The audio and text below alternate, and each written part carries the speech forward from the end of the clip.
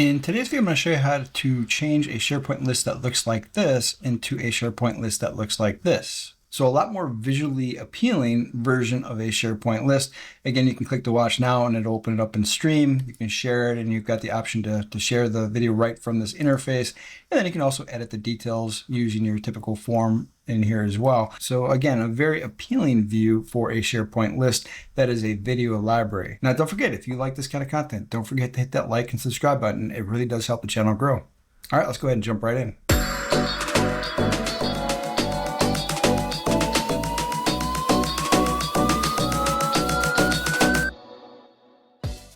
So the first thing we need to do is create a document library. So let's just go ahead and create a blank document library.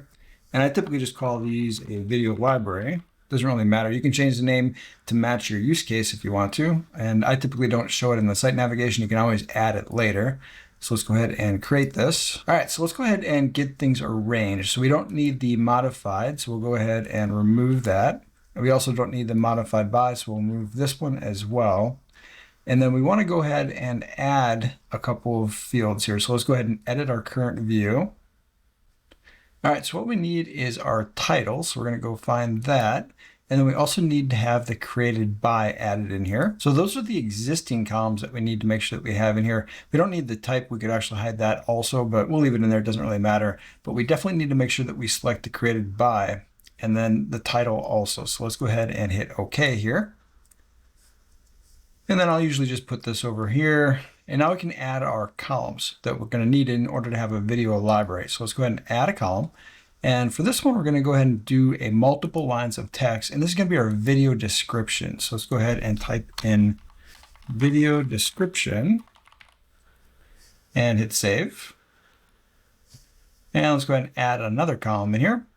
Now this is going to be a date field. So let's go ahead and find our date. And this is not going to include time. And it doesn't really matter. I usually check friendly format, but up to you. And this is just going to be called our date.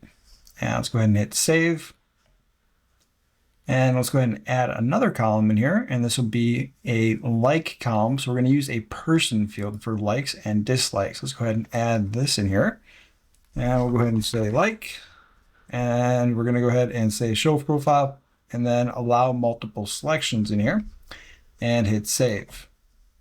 And let's go ahead and add another column. And this will be our dislike. Again, a person column. So we'll just go ahead and call this dislike, show profiles, and then allow multiple selections and hit save. And now for our last column, what we need is a thumbnail column. So we're going to add a image column in here. And let's go ahead and call this thumbnail. Now, an interesting thing about thumbnail, when you create a thumbnail column, by default, whenever you add a video into this, it's going to create a thumbnail for that. And it does the same thing for documents and PDFs and everything else. It tries to generate a thumbnail for it. That's not what we're going to use. We're going to use an actual uploaded image, but just be aware that you will see an image here when you add files in here. It generates that by default. Let's go ahead and hit save here. All right, so we've got all the columns and everything that we need here. Now let's go ahead and add a couple of videos to our library just so we can kind of see how this is going to look once we get the formatting correct. All right, so now I've got 3 videos and I just used a couple of the short videos that I've created on this channel and I use those to upload in here. We see it's not much right now, right? So we're going to do all the formatting here in a little bit, but first let's go ahead and fill in some of this information here. So if we go ahead and we'll go ahead and edit this in grid view. And for the title, a lot of times I'll use the title of the video here. So we'll go ahead and change this, and then we'll go ahead and copy this and move this over to the title.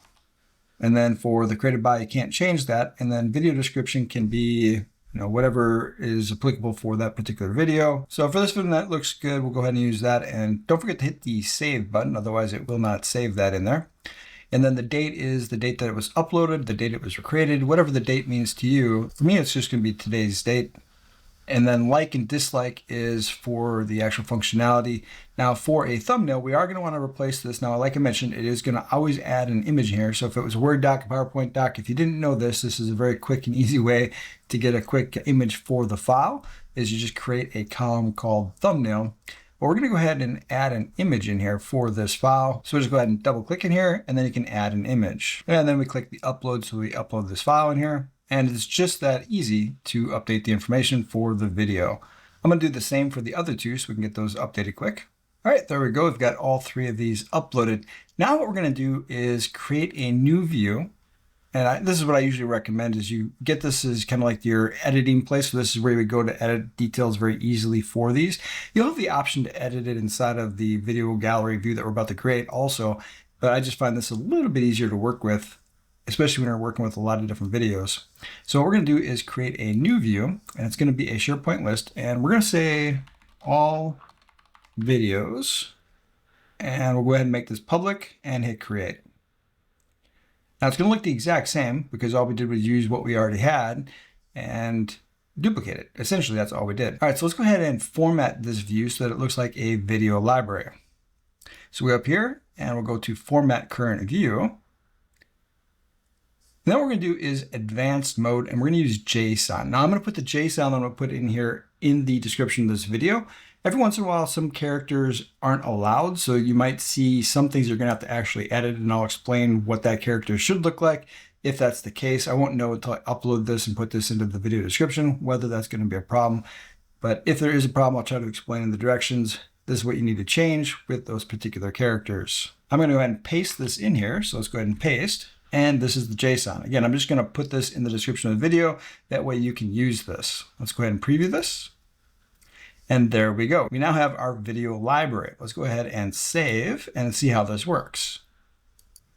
Now I refresh the page just to get the edit details in here. So if we click the edit details, you'll have the option to edit everything right here. Very easy to use. Now you can also rearrange the columns if you want to. I'm going to leave it alone. This could be completely subjective on how you set it up. So I'm going to leave it the way that it is.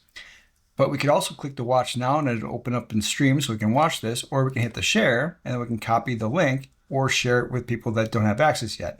So you've got all the same kind of functionality. It's just a more visually appealing approach to working with videos inside of a SharePoint portal. Now, how do I recommend using this, or how do I use this? Is I will create the first video library, and then all I'll do is import this into SharePoint portals that I've created that need a video library. For example, you might want to create a SharePoint portal for each of the apps that you're creating. That's an approach that works really well, especially if you don't want to worry about permissions to files or documents or videos that the user doesn't need to see or have access to. Another approach is that you create an apps and tools SharePoint portal, you create a video library in there, and then you could add, say, a choice column in here, and you could create essentially a playlist view for each app that you create in there. Or you could create this video library multiple times for each app. For example, we created a facility app. Maybe there is a video library for the facility how-to videos. That is one approach that you could use for working with videos inside of a SharePoint library. So again, a lot of different ways you could do this. Because it's a document library, you can also restrict access to specific security groups. So for example, if you wanted to share the Microsoft Form how-to with this group, you could select to share this video only with that group, and that group would be the only ones that could access that. So you can do that kind of level of sharing, or you could just do it at the entire library. Whatever works best for you, SharePoint will normally accommodate. But a lot of times what I do is I'll create a SharePoint portal for each of the apps. That way I don't have to worry about who has access to it. If I don't do it for a specific app, sometimes I'll do it for a group of people. So for example, maybe I'm supporting human resources with a bunch of different applications. I might have a SharePoint portal that is specific to them and all of their apps, where all of their documents, all their how-tos, anything associated with the apps or the tools that I'm building will be stored in that single library. That works great if you've got a lot of apps that you're building for specific groups. Or maybe I do it by visibility. So for example, if I'm building apps that are visible for the entire organization, I might have one SharePoint list that supports all of those apps. Keep in mind that you do have limits on the size of your SharePoint library. So if you're going to have a lot of video content, which generally takes up a lot of storage space, that's also a consideration. So sometimes it is a little bit easier to create a SharePoint library for each of the apps. Again, every user and every use case is a little bit different. I don't know how you might want to set that up. But this is a very quick and easy way to create a video library. Now you can add additional information on here and you can adjust the formatting. I guess you would just adjust the JSON to make it look and feel the way that you're looking for. Now, if we go ahead and click these buttons, we'll see that we have a like option here.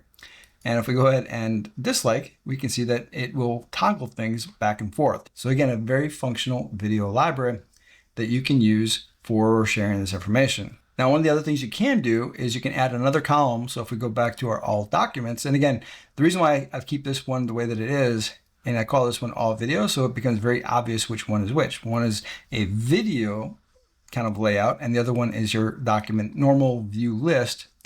Now, what you can do is you can add, say, a choice column in here. And I've done this on a couple of different apps that I've created, where I'll create a choice column, and then all the videos, usually I create training videos for the apps that I create. I'll go ahead and put a choice in there, and then I'll assign all of the videos for that particular app using a choice column. And then I'll create unique views based off of that choice column. So again, lots of flexibility, lots of different options you can do depending on what the use case is for your situation. All right, hopefully you found this content helpful. Don't forget to hit that like and subscribe. It really does help the channel grow. Until next time.